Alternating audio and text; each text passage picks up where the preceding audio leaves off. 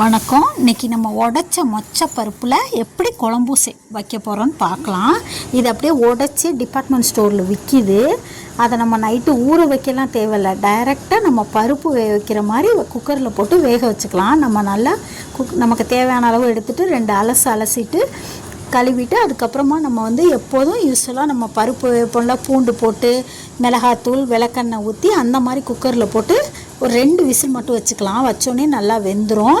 இப்போ அதுக்கு தேவையான சின்ன வெங்காயம் ஒரு 15 சின்ன வெங்காயம் அரிஞ்சு வச்சுருக்கேன், 2 தக்காளி, கொஞ்சோண்டு புளி ஊற வச்சுருக்கேன், முருங்கைக்காய் அரிஞ்சு வச்சுருக்கேன். இப்போ தேங்காய் கொஞ்சமாக நான் மிக்சியில் போட்டு ட்ரையாக அரைச்சி வச்சுருக்கேன்.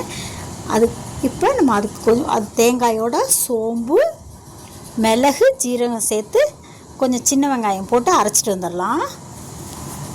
இப்போ குக்கரை திறந்து பார்த்தோன்னா பாருங்கள் எப்படி நல்லா வெந்திருக்குன்னு.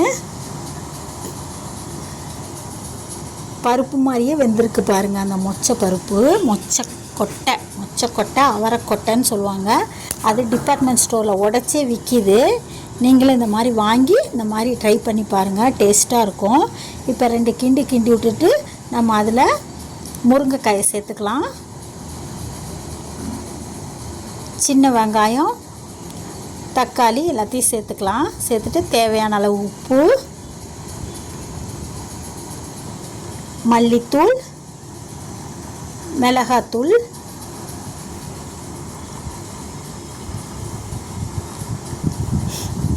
சேர்த்துட்டு நம்ம தேங்காய் அரைச்சிட்டு வந்த பேஸ்ட்டையும் அதோடு சேர்த்துக்கலாம்.